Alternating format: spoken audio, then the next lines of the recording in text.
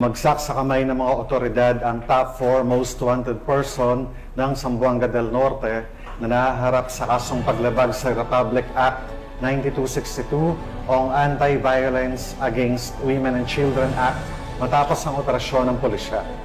Sinisiguro ng mga otoridad na magpapatuloy ang kanilang pinaigting na operasyon upang mapanagot ang iba pang wanted person at maprotektahan ang karapatan ng kababaihan at mga bata sa buong lalawigan. Yan ang hatid ni Patrolwoman AJ Cortez.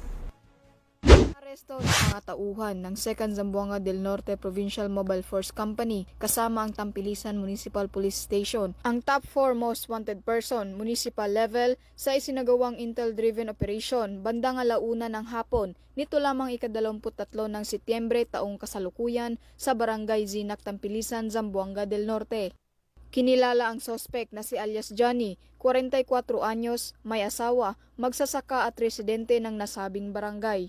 Ang sospek ay inaresto sa bisa ng warrant of arrest para sa paglabag sa Republic Act 9262 o Violence Against Women and Children Act sa ilalim ng Criminal Case Number L004813 na inilabas ni Honorable Grace C. Tila, Acting Presiding Judge ng 9th Regional Trial Court, 9th Judicial Region, Liloy, Zamboanga del Norte noong November 15, 2023. May nakatakdang piyansa na 80,000 pesos para sa pansamantalang kalayaan ng akusado.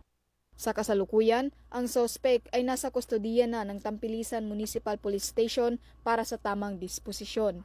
Layunin ng operasyon ang pagtugis at pag-aresto sa mga wanted persons upang may patupad ang batas, mapanatili ang katahimikan at kaayusan sa komunidad at bigyan ng hustisya ang mga biktima ng karahasan. Mula dito sa tanggapan ng kapulisan sa Region Siyam, ako ang inyong PNN Correspondent Patrolwoman AJ Cortez, alagad ng batas, tagataguyod ng Balitang Pulis.